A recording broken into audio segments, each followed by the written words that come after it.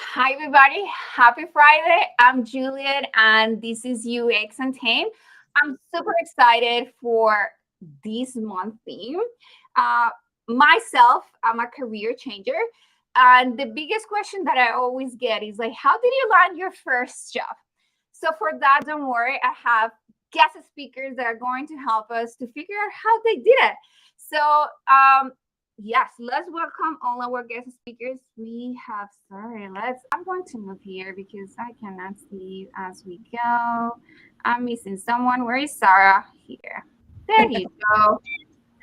Hi, all of you. How is your Friday going? It's good. Pretty good. Excited for the weekend. Excited for the weekend. My work, we do this called Summer Fridays. So they give us half of our Fridays off so we don't work. Oh, So in a long weekend, we have like a long weekend plus a half of a day off, something that we love. Ooh, so I lucky. need to bring that to my work. Yes. It's like, why don't we do this the whole time? Anyway, let's just start with the conversation because we have a lot of questions. And yes, okay, we need to start to who are you? So Erin, why don't you help us to let us know For a little sure. bit about you? Yeah, a little bit about me. So, hey, everybody. My name's Erin, and I've been actually working in the world of design for probably over 15 years, but I've only recently transitioned into strictly just UX UI. So that's kind of a bit about me, but I'm actually now currently working at a geospatial consultancy called Spark Geo as one of the UX UI designers there. And then I'll probably go into a bit more as we go along. Thanks. Nice, love it. Okay, Tamar, what about you? I forgot to ask you. There is like such a nice light coming to you. Are you like it's perfect lighting? I'm outside. I know that you guys are in Vancouver and it's 5 p.m., but here it's 8 p.m. So I caught golden hour at the same time. So Love it. taking It's just advantage so of it. good. So hi everybody, my name is Tamar. I am a UX UI designer at Pet Valu. I've been there now for about 3 months. Previously, before I was a UX designer, I was a marketing graduate with an undergrad or a minor in retail management and Spanish. And like I mentioned before, I'm based in Toronto and I work remotely and probably get into a lot more detail as the conversation goes on. Yes. What about you, Sarah?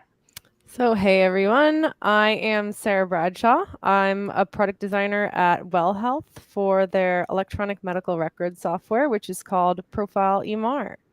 And yeah, prior to getting into UX, I came from a background. I did a couple of things actually. I worked as an ESL teacher in Madrid and also here in Vancouver as an advocate for people with disabilities. So yeah, I feel like I really found my calling here with UX design. So excited to talk about it today. Yeah. We should be doing this in Spanish, Erin. I know Erin, you speak Spanish. It's like next time. But I think what I love about all about our stories is that we coming from different backgrounds, and I think a lot of people coming right now into take career switchers. But before we jump into the topic of today, one of my favorite questions because people always surprise me with like such a goody things. So anyway, let's go back to Sarah. Like something unique about you. I would say that I love to travel. I've been to over 20 countries and yeah, got the chance to pick up a couple extra languages. So that's been very helpful, Spanish and French. So yeah, that's kind of my thing. 20. Oh, I would love to get to that number at one point. What about you, Erin? Yeah, also that's impressive. I just want to say with the amount of places you've been. But for me, just a random fun fact is that I love the accordion, not playing the accordion, just hearing the accordion. Because it's a very acquired taste, but you'd be surprised here in Vancouver how often you stumble across somebody just randomly playing an accordion. So it's been I twice. feel like you have to pay more attention. It's like, Yeah. where are these accordion people? Yeah. But yeah, that's a good one. I definitely don't know how to play accordion.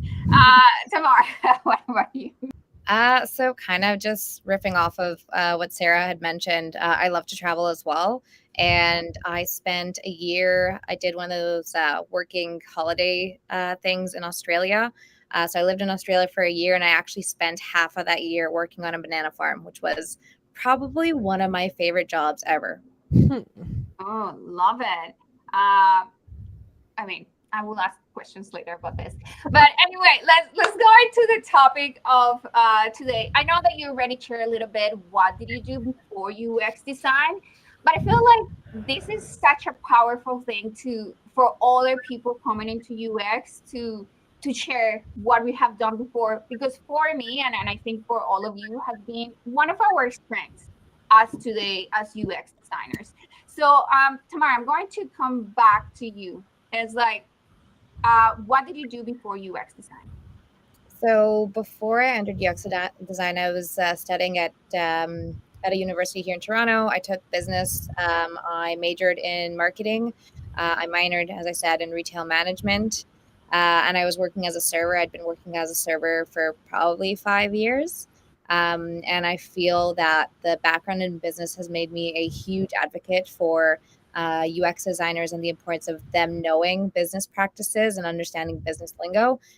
Because throughout my experience, I've just noticed how important it is, regardless of what room you're sitting in, to understand the business, whether it's KPIs or goals or metrics or, how everything ties together between marketing and accounting and all of that, how it sits together and how UX is actually the glue. Love it. I didn't. Maybe you mentioned this. I forgot to say to all our like people who is watching us. I got the chance to meet all of our panelists while they were coming into UX. So I'm super excited again to see successful stories happening. Erin, what about you? What did you do before UX? Yeah, so my background is in graphic design traditionally. So I have a Bachelor of Design from NASCAD University out east. So I was working as a senior graphic designer for a number of years at a marketing agency here in Vancouver.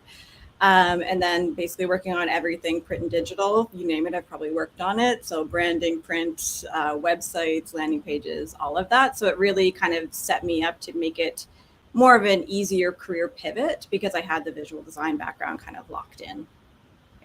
Well, yes, it's like, don't tell me yet. What did you get into UX? But hold on. Sarah, what about you? Yeah, so as I was saying, I had like a couple different jobs before getting into UX, like English teacher over in Europe, and yeah, also as an advocate for people with disabilities. But my educational background is in human relations, so it's kind of relevant as well. Yeah, totally. And again, I think it's at one point when we start mixing, I call it like a superpower because it's not that we can just forget what we did before. Yes, like we bring in this as the front of who we are and our skills. But the question is, how did you end up knowing about UX design and why did you do the change now? So Sarah, let's go back to you. Yeah, so actually how I got involved in the field initially was I heard about it from a friend and then decided to just reach out to some people that I knew who worked in it, and we're just chatting with different people, networking.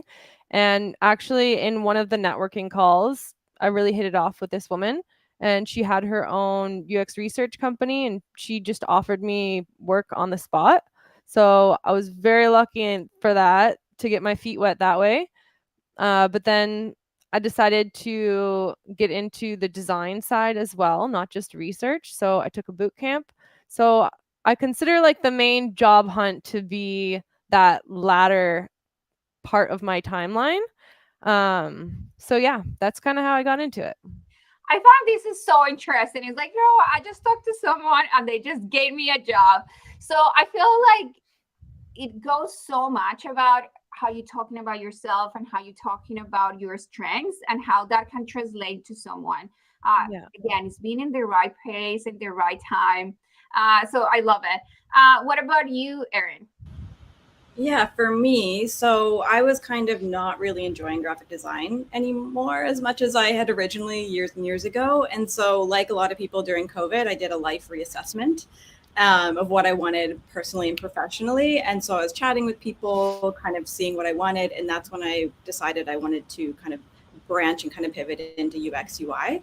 So to do that, I went to Emily Carr for a 7-month intensive just to kind of like make me feel a bit more confident. Even though I have those transferable skills, it was just like, I need to do this to feel, good in the idea of doing this. So for me, it was just, I think, one of the best decisions I made as well, to kind of make that career change.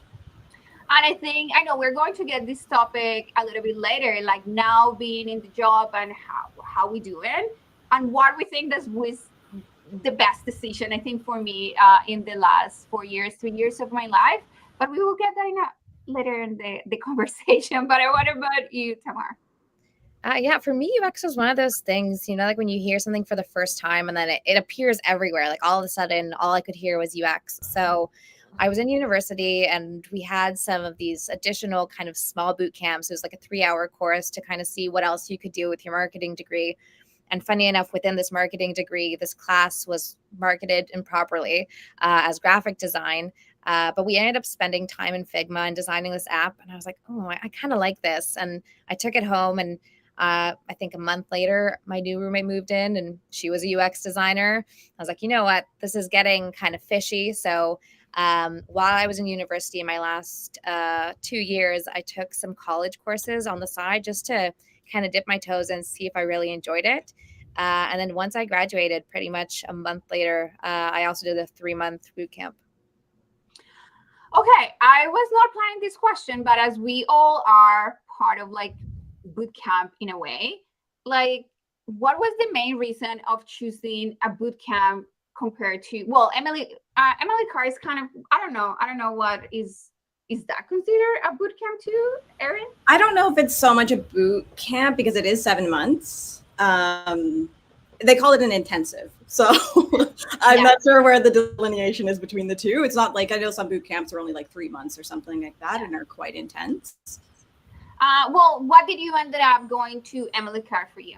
Yeah, for me, I wanted something, because I did actually look at boot camps and things like that, but I felt like it was such a condensed amount of time that I wouldn't get as much as I wanted out of it. So that's why I chose to go like the longer route through Emily Carr. And luckily when I applied, I got in and all of that stuff.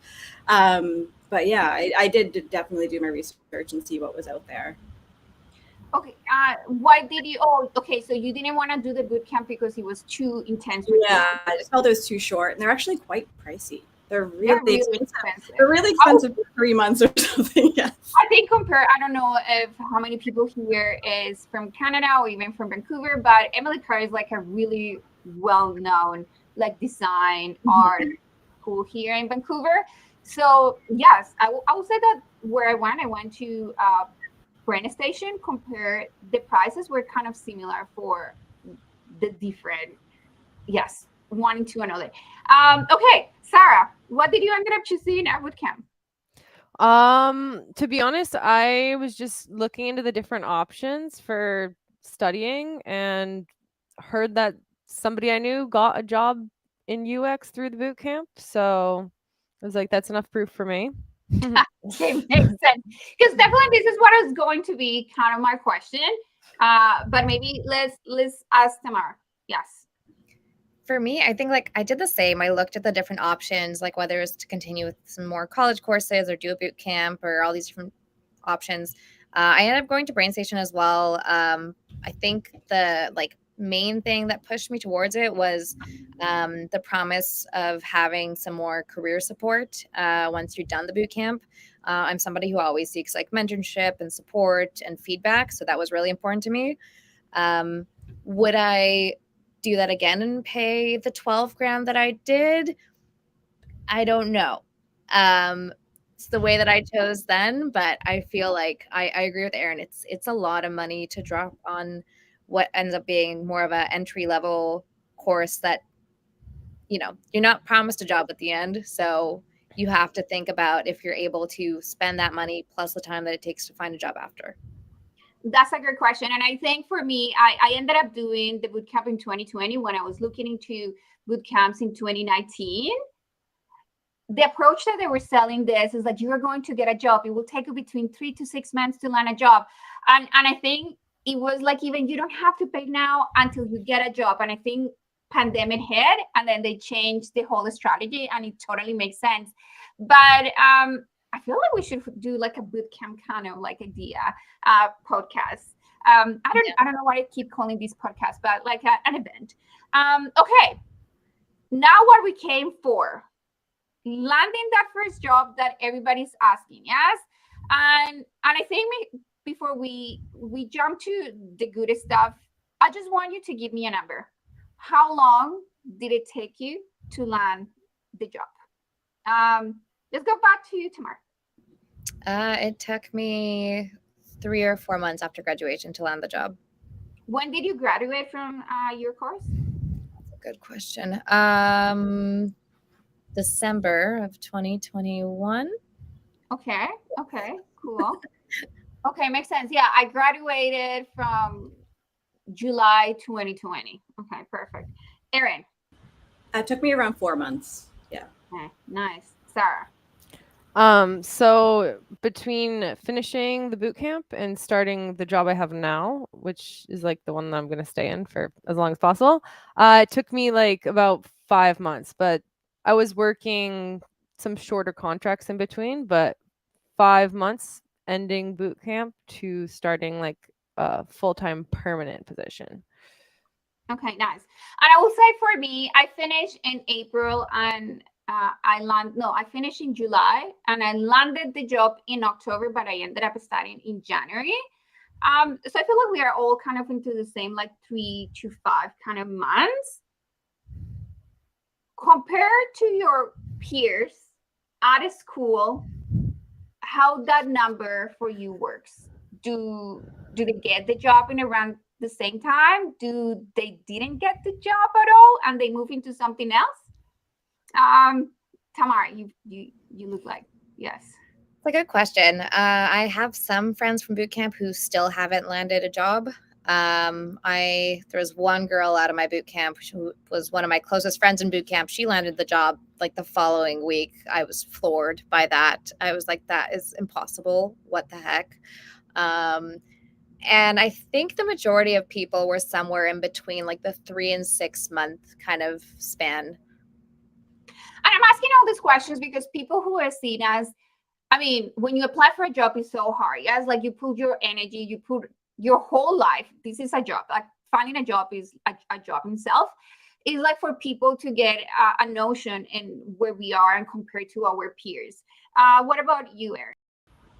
I don't have exact numbers, but I would say it would probably be roughly around like the 3 to 6 month mark. Some people were really lucky. I think it was within the first month or something they had landed something, but that wasn't common. Yeah.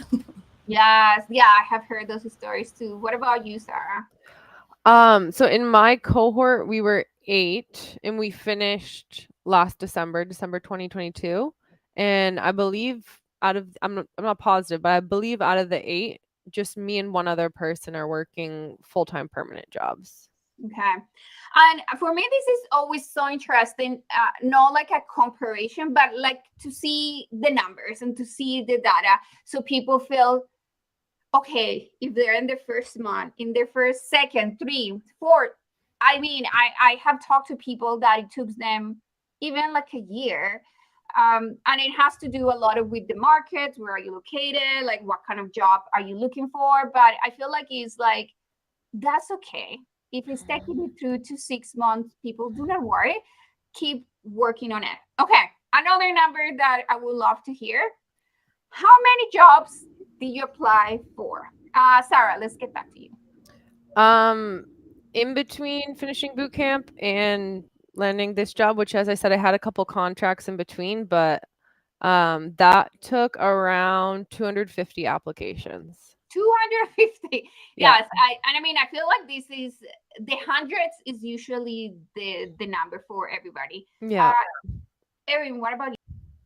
For me, I had about around 50 applications. Places like Okay. Like that's. I want to know about that. Yes, but let's wait till tomorrow. Yeah, Erin, you're definitely a star. So I was doing the try to apply to 10 plus jobs a day for a very long time.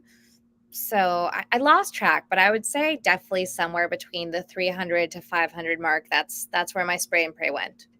Yeah, makes sense. And again, I feel like 200 to 500, depending how long it's taking you. And I feel at one point is how, and I feel like I don't have this question, like, did your approach to apply for jobs change at one point? Like, let's say if you got to 50, then it's like, something is happening. Yes. Well, no, not Erin, but maybe Erin is a different number.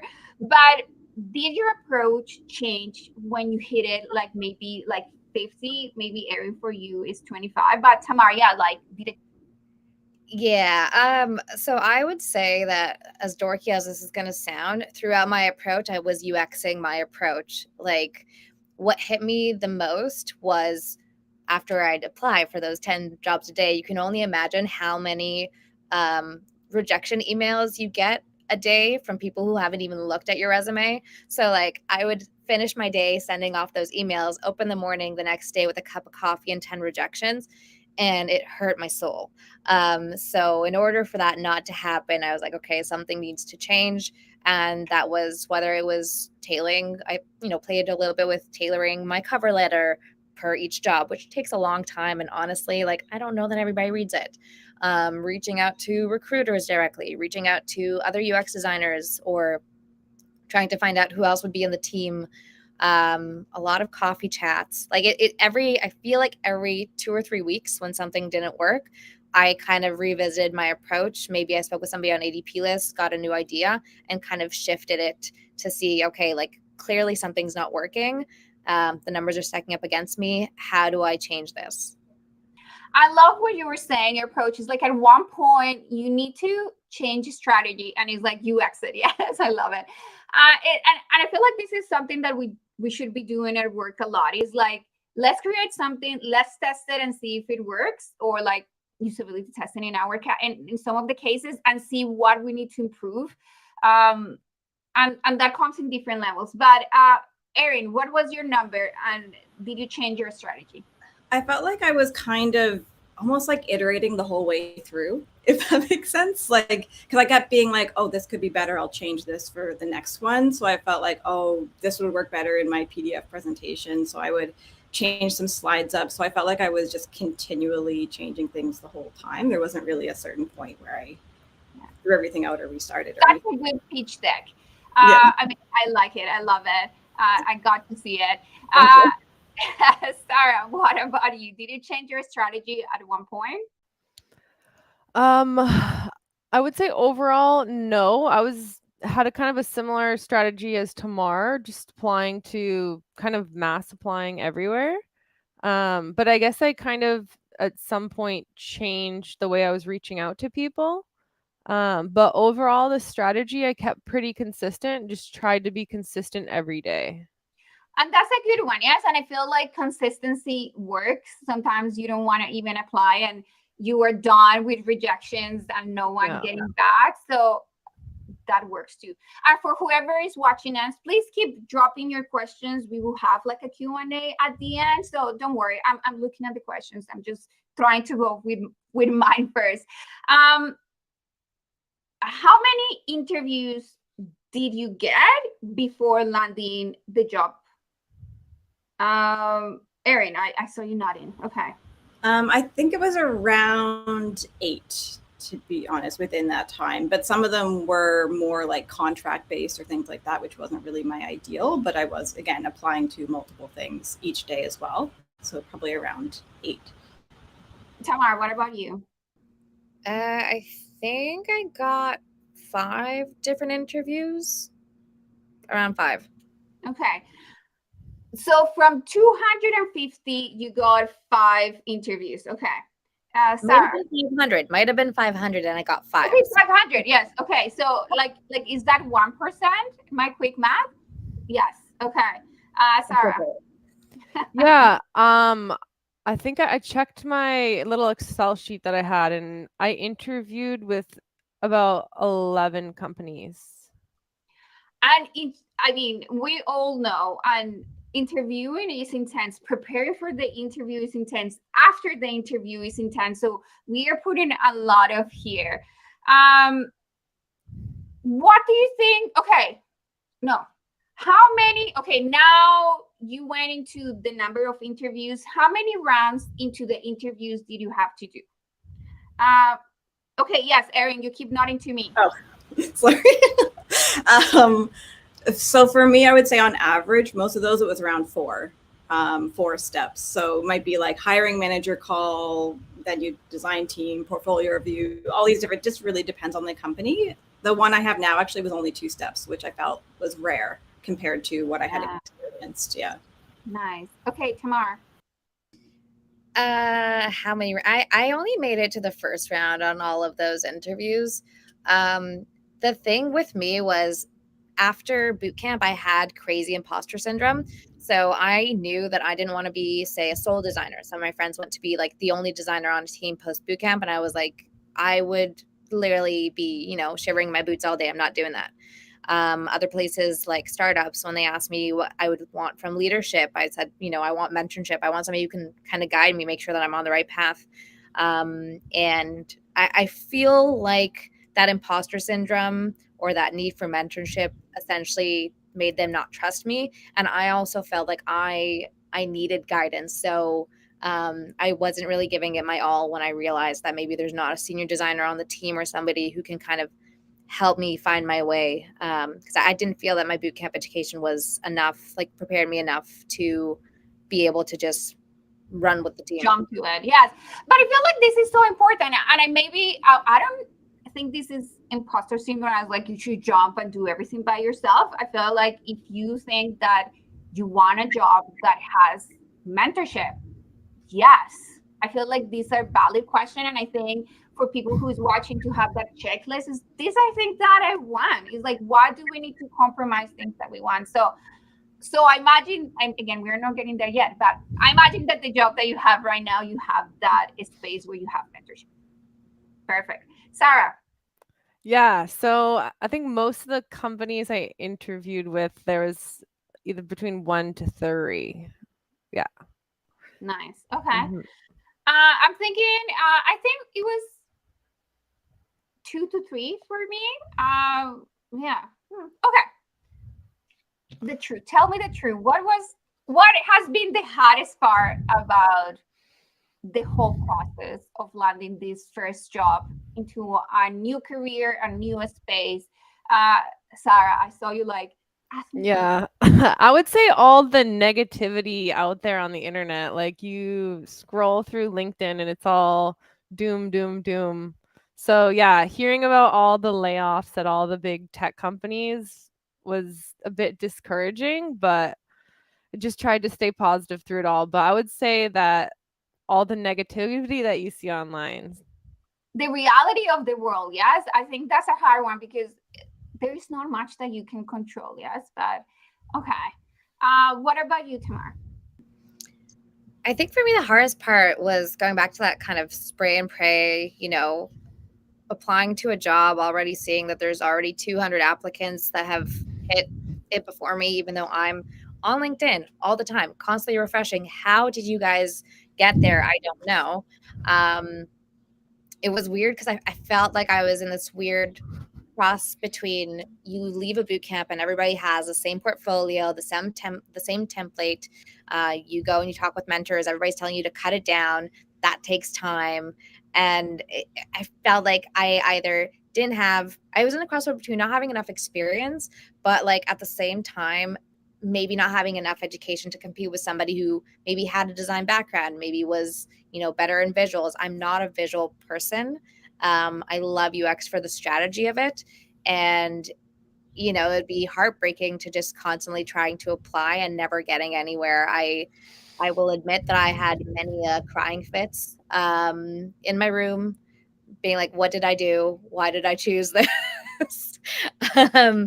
And being very close to going back to take more courses because I constantly just felt like I wasn't enough and there was no way for me to stand out. I mean, it's so true. It's not going to be easy. And I mean, do I get back to what I was doing before? Yeah, like I was successful there. I was making good money. Maybe I should just get back. I felt like that, like a lot too. What about you, Erin? Yeah, for me, it was definitely, I know, Tamar, you touched on it a bit too. It's all the rejections you get, just that random automated rejection. And even though you know logically that it is just some automated thing that's been sent out and they haven't probably looked at it, it still affects your confidence in wanting to apply and do interviews and being in that whole process. And also for me, when I was applying, that was also prime time where people actually halted my interview process because they were doing tech layoffs or like hiring freezes. So that was really difficult as well because I was close to the end interview and they're like, we're so sorry, we need to just like put a pin in it for now. Yes, I remember. My heart hurts. Yes. Okay. What has been surprising, or what was surprising during this time? Yes, like your 500, 500 job applications, like multiple interviews. I will say what was good surprising. Maybe let's start with the bad surprising and let's finish with the good surprising. So, what was something bad that it was surprising for you? I know that is something that make you felt that could be similar, but what's something that you didn't like it with while you were looking for a job? Tamar. I think the biggest thing for me was when I was reading job descriptions, like when I started getting a little bit more selective, reading the descriptions and realizing how much companies that want a UX designer actually don't know what that means.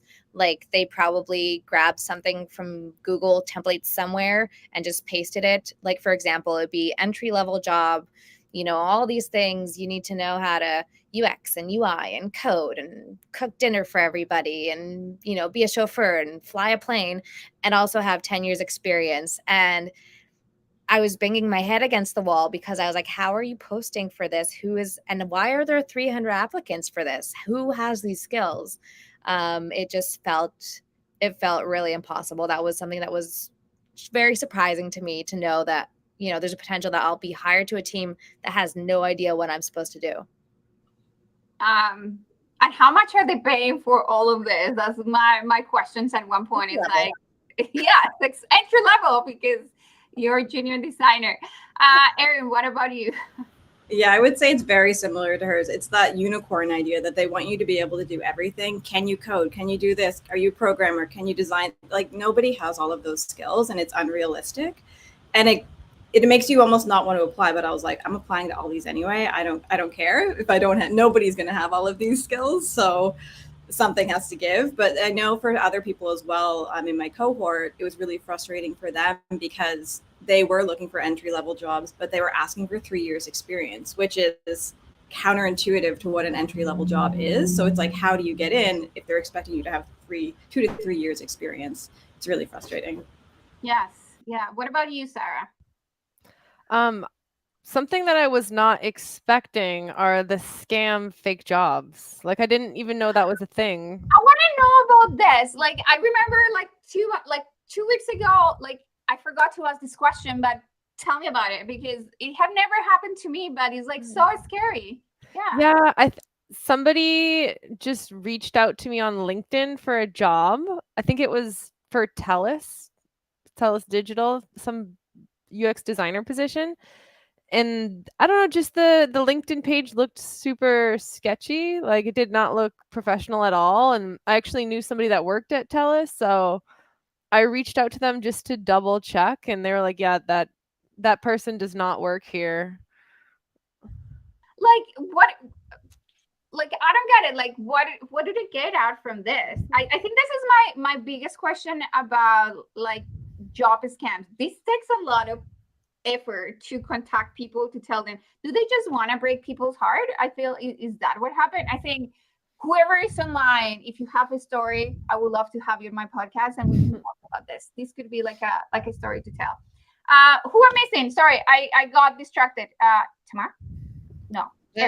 No, everybody told me the bad thing. Let's get back. What did you find good? Did you find surprising that is like, I will do it all over again because this one thing that it was good during my job search. Tamar.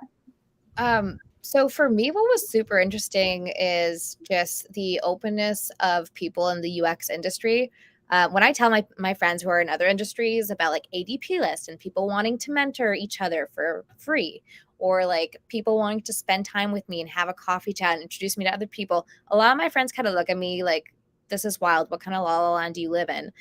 So I feel like we've all kind of gone through it. And when I was going through it, the seniors or the juniors who are currently in their positions had been there in my shoes a little bit before.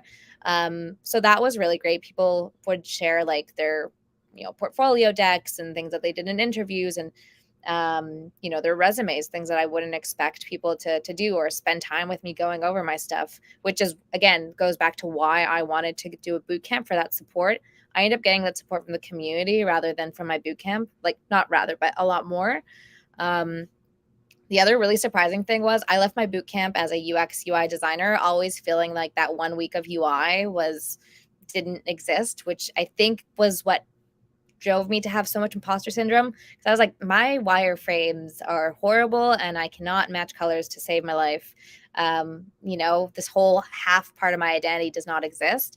And finding through the research that there are so many different names and titles and types of, you can be UX, UX UI, product designer, service designer, all these different things. And you can find that niche and where you jam with and start applying to those specifically. That was a really nice surprise for me because it took a lot of pressure off of trying to somehow get better in UI magically. I mean, and I'm not the best at UI. It's like how good you. I mean, my job doesn't require me for me to be the best. I have teammates that are great, and it's like, how do you utilize that at one point? But yes, community. I feel like whoever you talk with, and maybe because I'm in UX and this is my closer community, this is what we drive. We are so good at this. Sarah, what about you? Yeah, so I'll just echo Tamar's first point there that I think something very pleasantly surprising was how willing people are to help. I really wasn't expecting that. So, now actually having some experience under my belt, I love helping as well. So I totally get it. So yeah, for anyone out there listening, don't be afraid to reach out. Yes. And I love, again, sorry, Tamar, but you are now like an ADP list mentor.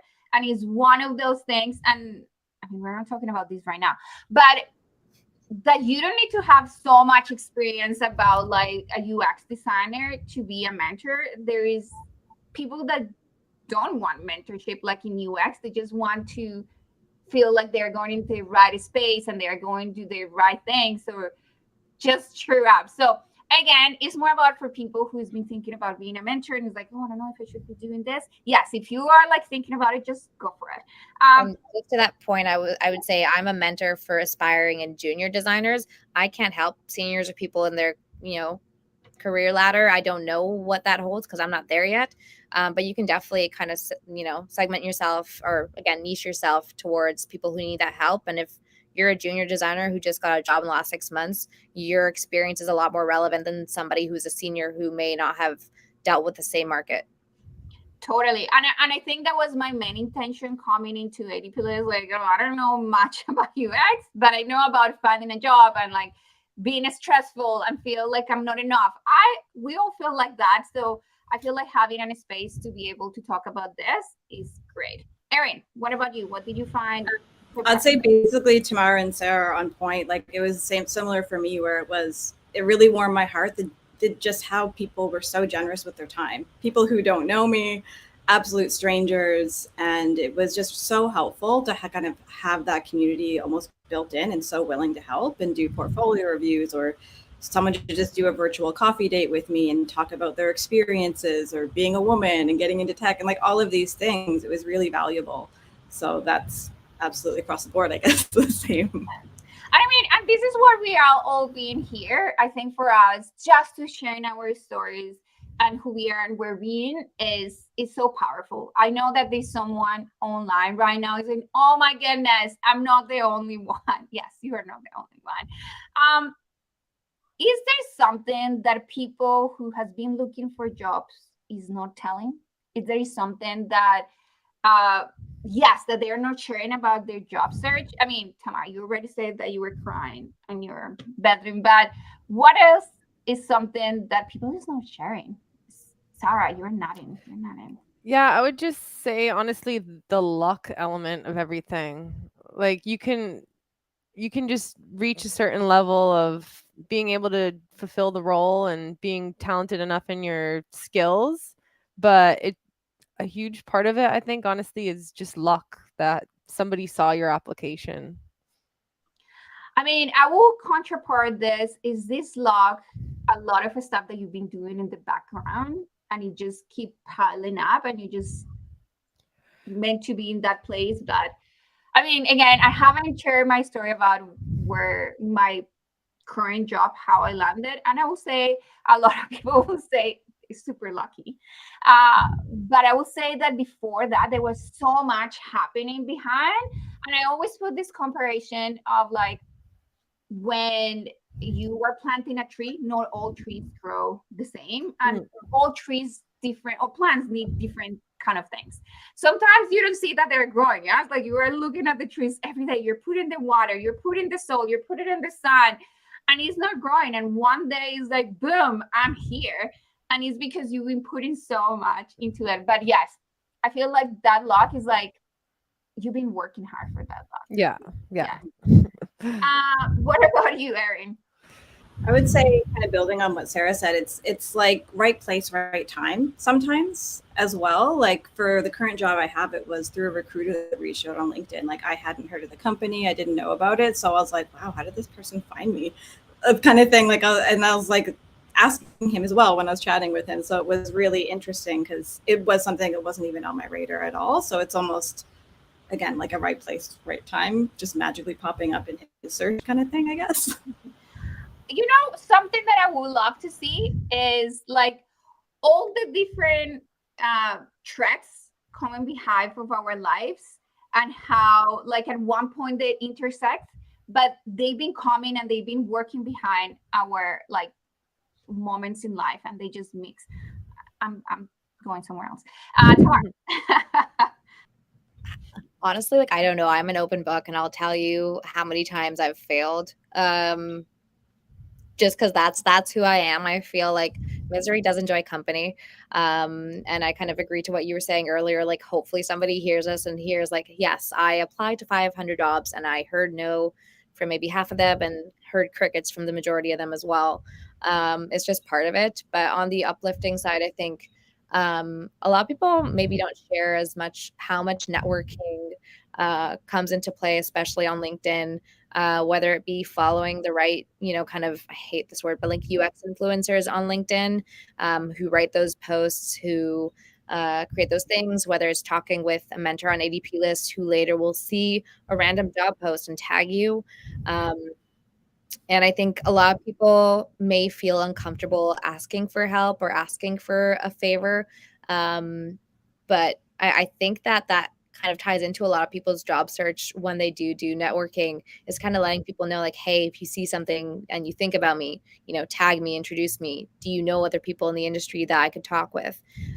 Which is a big part. And I think sometimes people feel that leaning on others makes you weak, but that's the only way I got my last 2 jobs. So I see it as a strength.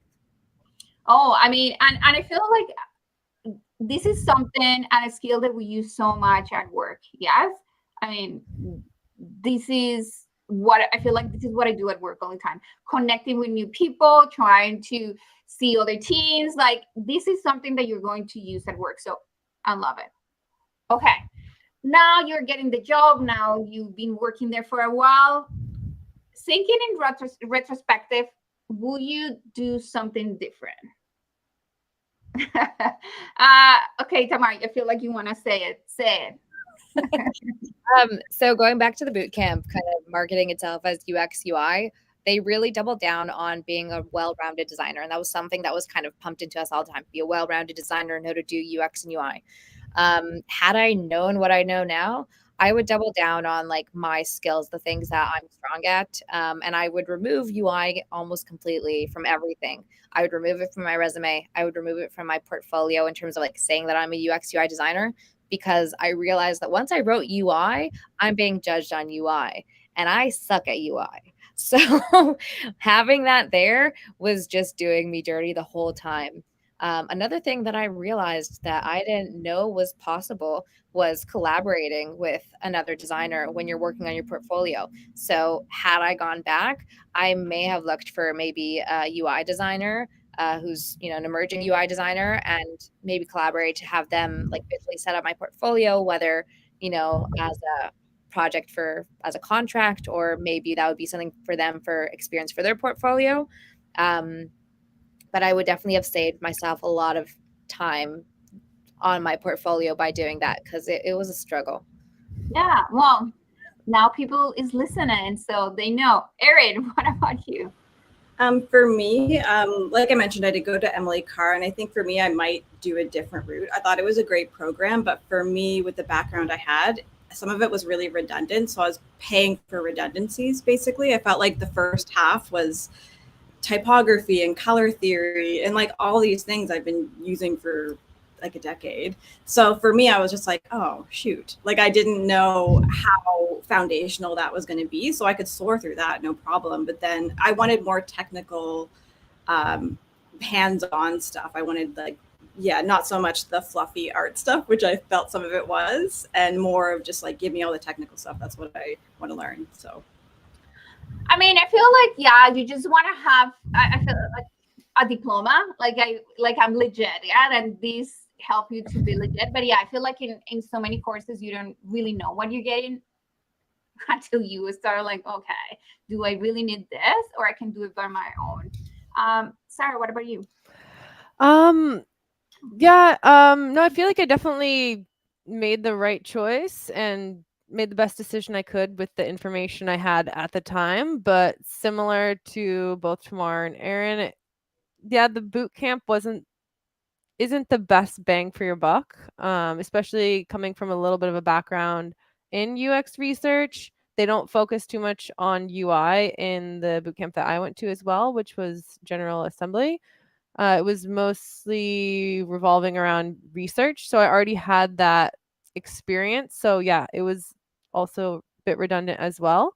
But I think boot camp can be good in certain ways. For example, just to give you that structured learning and that time to really start building up your portfolio and kind of forcing you to collaborate with people and making projects. So it's good for that, but I'm not sure if it's worth it for that amount of money, which mine was even more expensive since I think you did it a couple years before me.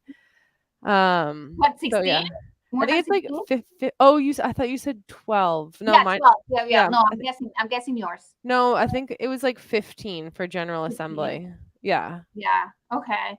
I feel like all of this goes to a little bit about transparency about what we're getting into, and like how much are we, the promises are going to happen or not. I feel like if they have told me it's going to be a little bit harder, and then you need to put a lot of input from your side to get there, it's like, okay, I know what I'm getting into. I think for me is like, I just wanted to know if I like this. I will say that I was really lucky, and I ended up paying just $1,000 because I got 2 scholarships. So for me, it was like everything was lining up to like there. But it was like about networking and kind of getting you there and helping you to that career experience.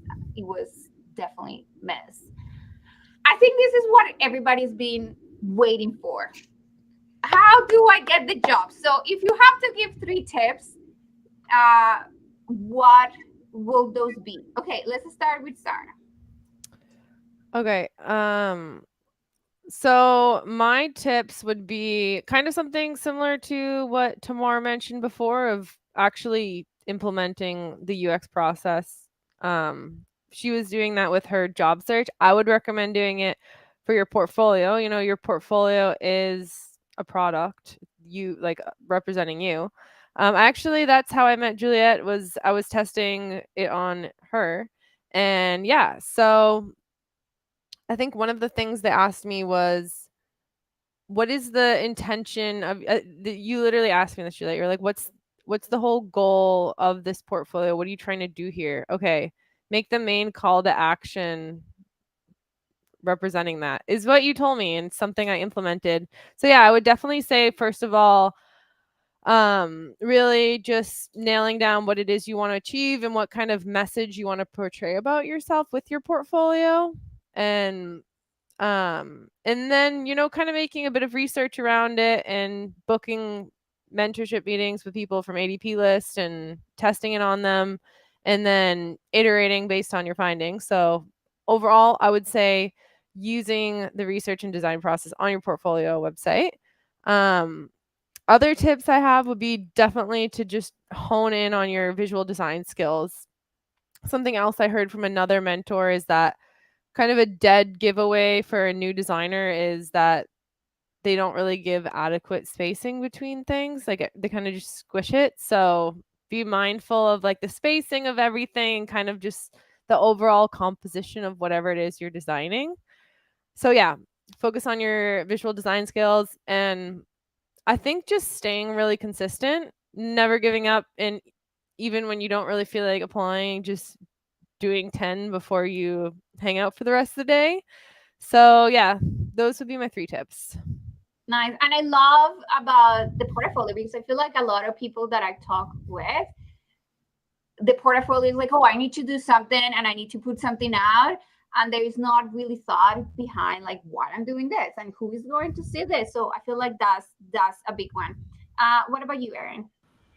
For me, I would say the first one is stay organized. I'm very organized in all aspects of my life, but I mean, as they're saying, if you're applying to 500 plus jobs, you need an Excel spreadsheet. You need a spreadsheet. You need to document everything. So maybe it's not just stay organized, it's documentation is so important, just to keep you from not melting down, really. So document when you applied to something, who is that point of contact, what was your salary that you noted, because everything's going to be different for each one. And then with that, also have a folder where you're storing and documenting all of your customized resumes, cover letters. Take screenshots when it says like, yes, your application's been submitted. I would keep all of that just to have in case they referenced anything. So documentation is key, and just keep it organized for your own sanity.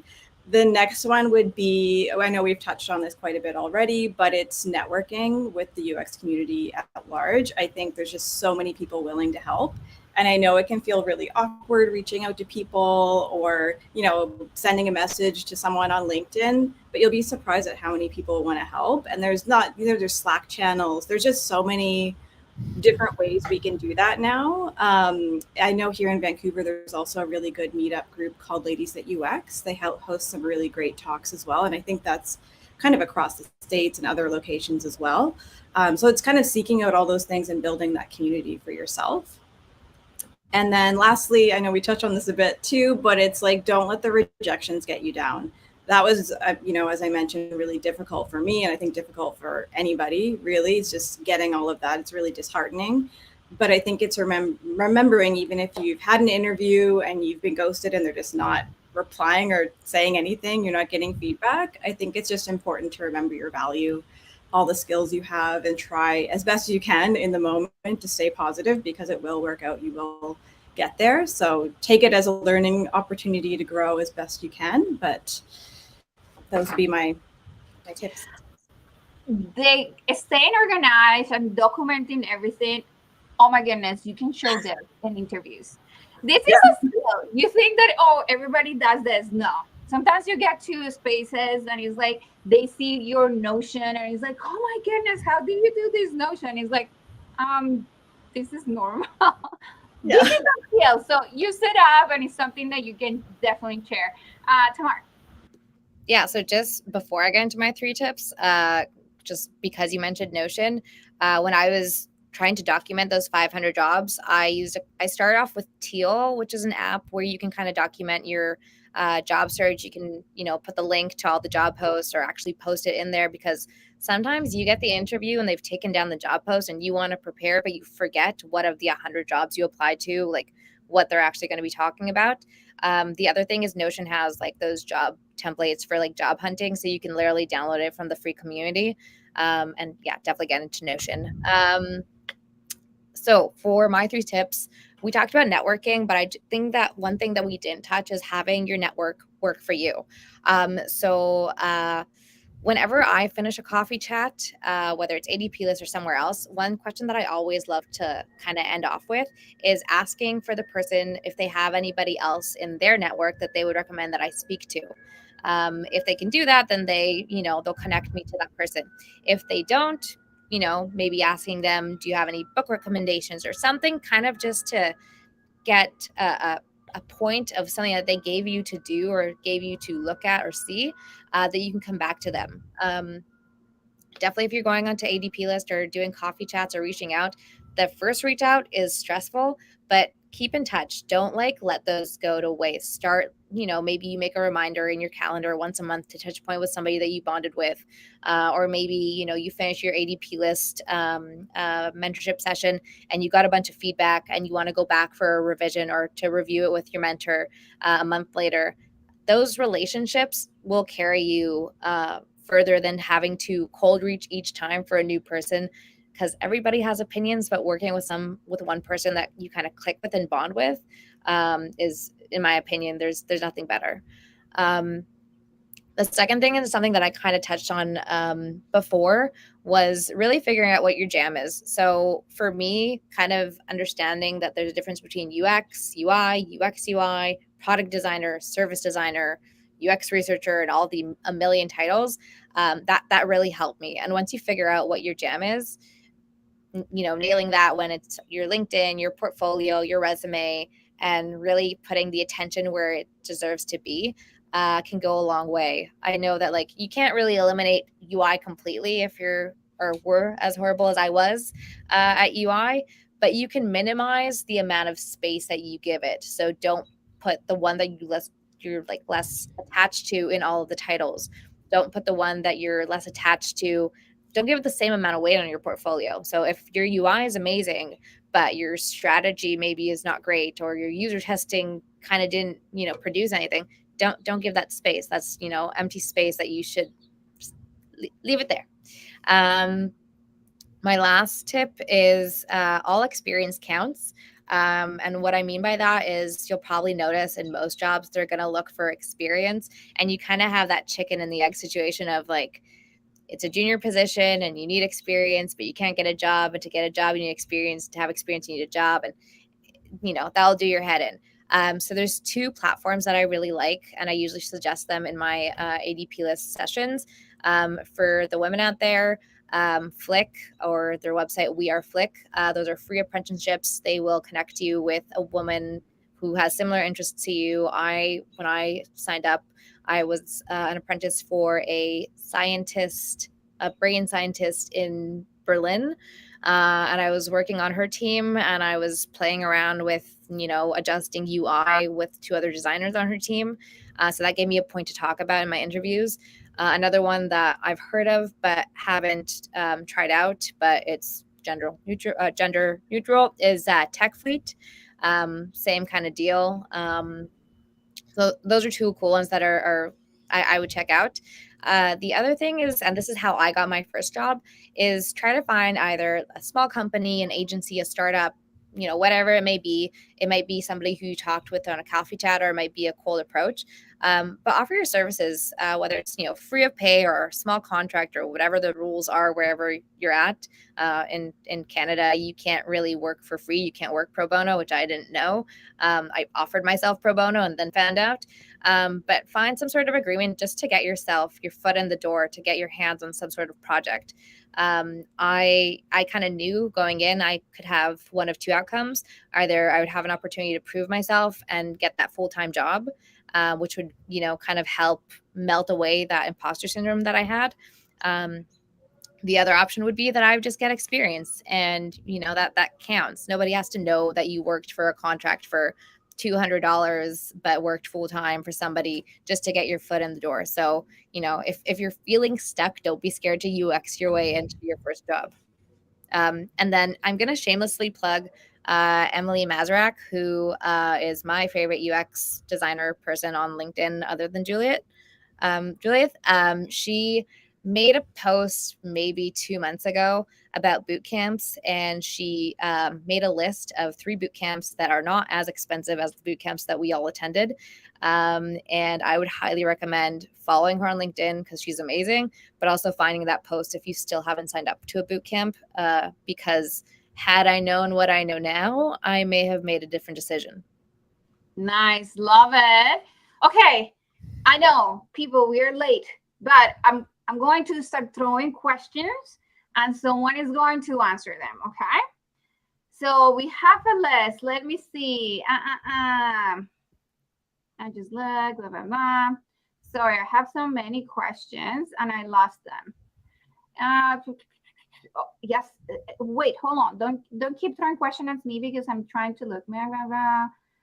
Okay, any advice? Okay, let's do this. This is okay. Any advice? Now it's too little. Any advice for strategies to sell my boss on integrating UX research in a workplace that might not understand the value that brings? Ooh, who want to take this? I can go. I would say just show the value to them. Like, show the value in whatever their metrics for success are, probably going to be increased profit in some way. But if you can show any sort of metrics for your success, then I'd find that I don't really have to be convincing the stakeholders. The data speaks for itself.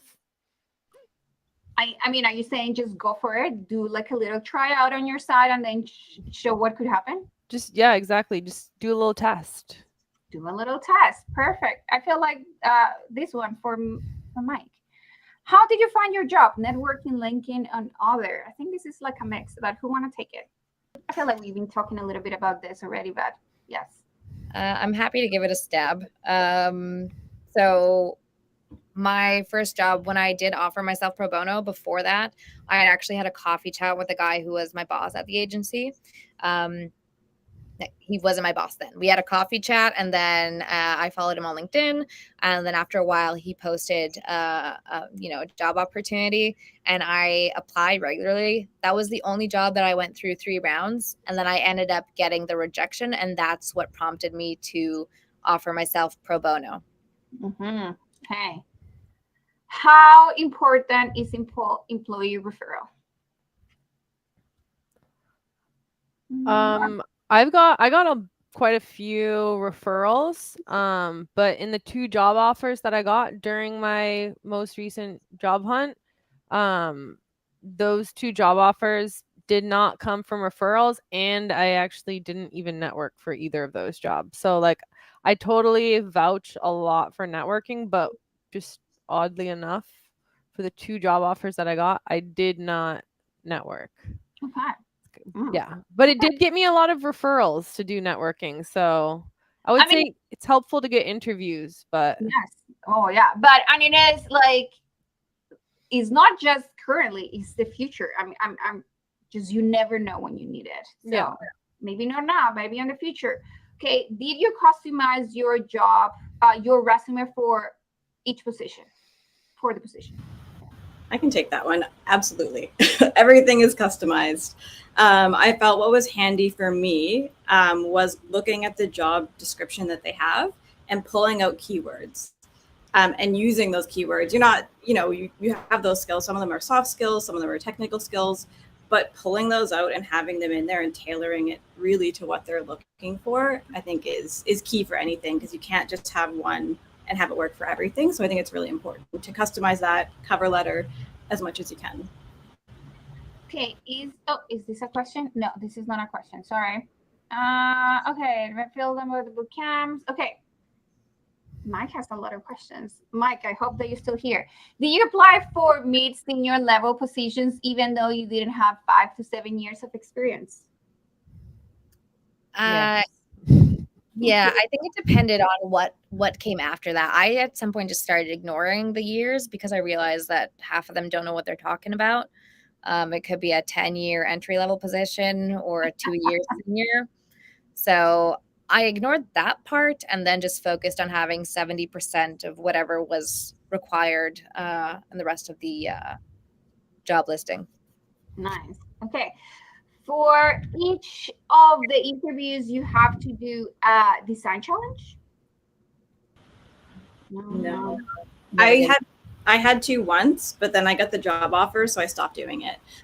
Because I know like design tests or design challenges are, I know a lot of people, there's a lot of discussion about it, that they're not an accurate representation of your work or how you work or think. So I know a lot of companies are kind of doing away with that. And you'll definitely come across it. So it's good to be prepared. Some of them are on, I did one on the spot where it was real time and I had to, it was the most stressful thing. I had an hour like on a call with this guy and he was like, I forget what the challenge was. And I had to think out loud while he awkwardly watched me on the screen because it's all remote. I'm like, this is so terrible in every way. So I think it's being prepared, but I did a lot of, I think Career Foundry actually has a ton of like ways to prepare for like whiteboard challenges or design challenges. And I watched a ton of those and did practice beforehand. So it's good to have that up your sleeve in case you're asked to do something like that. So you're not panicking and doing all that research. Right. Like live. Yes, exactly. Okay. Having applied 250 times, did you apply for industries you had not interest in? I feel like this is 100% yes. If it was up to me, my first job would be at Sephora. That was not going to happen. I view my first job the same way that I'm going to buy a house, and my first house is not going to be my forever house. Your first job is just to get your foot in the door. Would it be nice to like the industry or like what you're doing? Hell yes. Is that always an option? Probably not. A good happy middle is agencies. So if you don't work in-house, if you work in an agency, you'll have different work coming your way at every point. So the agency that I worked at, I worked with Pet Valu. I worked with Purdy's Chocolates. I also worked with a mining company doing like underground stuff. I worked with like a mortgage broker SaaS thing, like very different things. But I got to be exposed really quickly to a bunch of industries. And I actually now work for Pet Valu, and I never would have known that that was something that I wanted to do had they not been, a client that I got a chance to work with before. That's pretty cool. Yeah. Okay. What is the secret of effective networking? Don't let any secret go to waste. Say that again. I missed both of you. Okay, Sarah.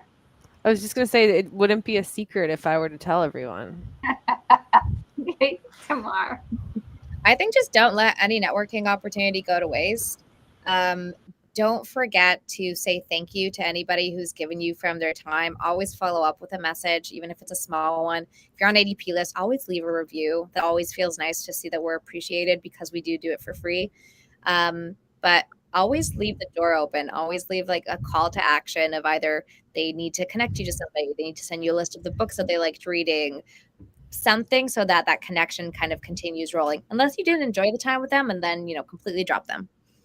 I love that. And I feel like I think this is one of the questions that people always ask is like, what did it do? Like, what happened after? Yes, it's like, just be sincere and honest and just bring a call to action at the end, whatever it is. Okay, here. What were the number of years of experience did the job posting have where you landed? And if you have fewer years, how did you spend it? Where were the number of years? Okay. Yeah, so I feel like this goes like at one point we were just applying for 5 years of experience. Now it's like whatever comes into place we're applying. But what was the number? I feel like between 2 to 3 years of experience maybe. Yeah. Up to 5. Up to 5.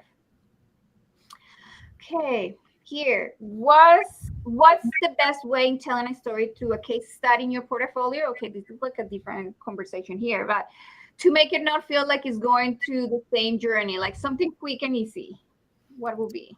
I would just use your titles instead of using like, this is personas, this is user testing, this is this. Try to think of your portfolio as if I'm only going to read the titles and I think of it as like if I'm opening a book, I usually look at what the chapters are going to be and then I see if I can understand the story. If I can't understand the story by the titles and it's not enticing for me to go and flip over to the first page, then I probably didn't do a good job. People most likely is not going to read your chunk of paragraph that you put in on there. Okay. What was the place Tamar mentioned she worked with someone from Berlin? Oh, yes. We can share all of this information, but yes. Yeah, so that's Flick, Flik. Their website is We Are Flick. It might be down right now for construction. I just checked that as we're doing it, but you can follow them on LinkedIn and contact them there. Perfect. Can I do this? Oh, yeah, I can do this. Okay. What do you think made stand you as a candidate that landed your first job? Erin. I think for me, it was the background and experience I already had. So it's a little different from not having, starting at the ground floor. So I already had, I had Bachelor of Design. I had worked in industry as a senior. So I think that's what helped me stand out, but that's not everybody's case. So I think it's finding what that is and really bringing that to the forefront and selling yourself that way, I think is important as well. I feel like sometimes we are so good at something that feels like this is how we breathe, or is this even relevant? Yes. Just explore that and start telling people, because maybe that's your superpower and you just keep forgetting. Okay. If you could give yourself advice when we're looking for a first UX job, what it will be like to your young self looking that first role? What advice will you give? Don't take everybody's advice or opinion from ADP list. Everybody's going to have opinions and you can change your portfolio 7,000 times and you're not going to have everybody happy. So at some point, know to like draw the line between what is advice and I can hear it and what's, my personal style or something that I like and I'm not going to change it. And I put my foot down because this is who I am and this is going to represent me. Yes. Okay. Another for you. Who was the UX tech who posted the bootcamp comparison in LinkedIn that refers? Okay, yes, we can put that information again too. What did you do between the time you landed the job and a part-time personal UX project? So what else were you doing besides applying for a job? I think for me, I was doing freelance. But I would say the majority of my time was looking for a job. That was my primary job because I would get up in the morning and I would apply to an X amount every day. So I didn't have a lot of room for freelance at the time because my thing was I wanted a full-time job. But if you can get little freelance things on the side or something part-time, it would be helpful just to take a little bit of the stress off, for sure. And I think there is a question like that here at one point. But okay, for those who cannot afford a bootcamp, what would you suggest? There are free boot camps out there. There's Google has one.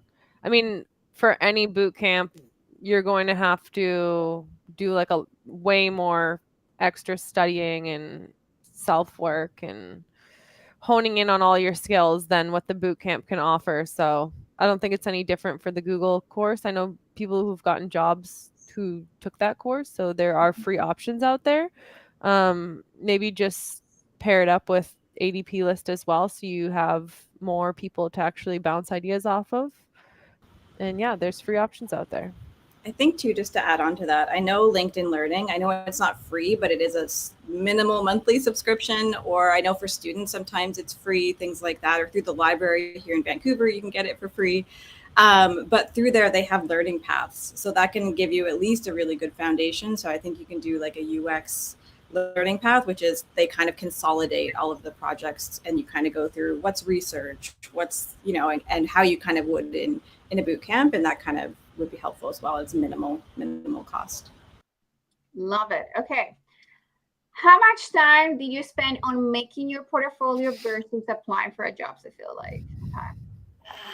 Yeah. I feel like I had my first version of my portfolio that maybe lasted 2 days, and I was constantly like Erin, I was constantly iterating on my portfolio. So I had finished applying for those 10 jobs a day, and then I was going in to either learn a new skill, improve my portfolio, sit for a coffee chat. Like it was always a work in progress until I landed my job. But yeah, it do whatever you can to get it to a place that you're happy with it, that it represents you.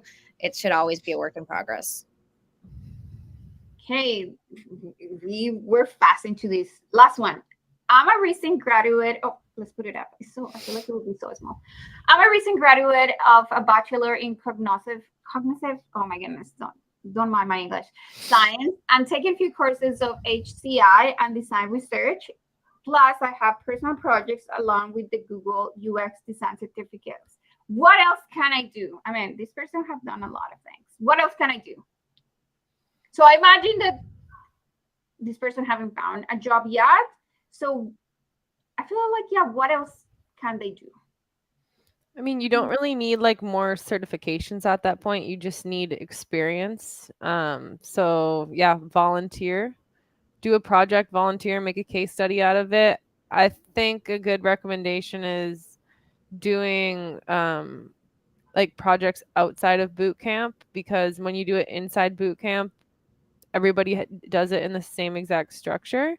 So if you're just doing it out of that context and doing it a little bit differently, then as a result, your case study will look different as well. So I think just getting any experience you can and building up your portfolio. Hey, perfect. Okay, and to finish up, now that you've been in the role and you landed the job, so what have you found surprising now that you are in the role? Erin. For me, what's surprising, it's not so much the role and what to expect and what my day-to-day will look like, because I had a good grasp on that. For me, starting a new job, what was really surprising was the extreme level of imposter syndrome I had when I started. And I know, Tamar, you mentioned that as well. It's real. Like I felt like I know what I'm doing, all of these things. But when I got there, I was like, oh my God, I don't know. How did I get here? And I think it's important to recognize that and kind of work through it as best as you can. It just takes time. But for me, it was surprising how hard that hit me. But I'm over it now. But yeah. I will say that never goes away. That doesn't even go away. I feel like depending where you are and even different levels. Yes. Yeah. Something that I heard the other day is being confident is a choice. And it's a choice that you can take every single day. Like going to the gym, you need to show up and try your best. And at one point, it will become your reality. So I'm not saying to be like I'm the best and no one else know what I know. Is just keep working and keep showing up. Okay, Tamar. Yeah. What I found surprising, I think something I found really surprising was how important it is to learn the terminologies, like the UX terminologies, and really learn how to speak that language, but then also align in how that language changes depending on your cross collaborative partners. So if, for example, I'm talking in pixels, I need to now translate that into rems if I'm talking with my devs. Marketing might talk differently, creative might talk differently. And because UX, right now I'm working at Pet Valu and I am the first UX designer there. They actually opened the position for me. I'm essentially the glue between all these different departments. And so aligning the language that we speak in and having that one kind of language, and also knowing all of my own language, is pretty key to be able to effectively communicate. Love it. And Sarah.